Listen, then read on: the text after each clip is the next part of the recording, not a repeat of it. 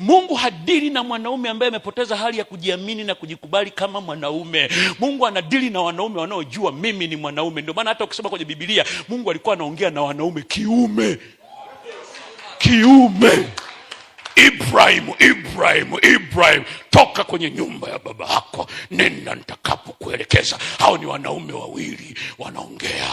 Daudi anaongeleshwa na Mungu kiume. Kina Yoshua walikuwa wanaambiwa na Mungu, sikiliza, umelia kiasi cha kutosha, inatosha kung'ota mavumbi, songa mbele, because God is looking for real men so that he can talk to them in a real world. Anataka kuongea kiume na mwanaume. Mwanaume hadeki, mwanaume haziri, mwanaume hana mashaka, mwanaume halefti grupu kwa sababu watu hawajajibu message zao, mwanaume halio ovyo, mwanaume habembeleshwi. You want to be a real man, you have to act like a real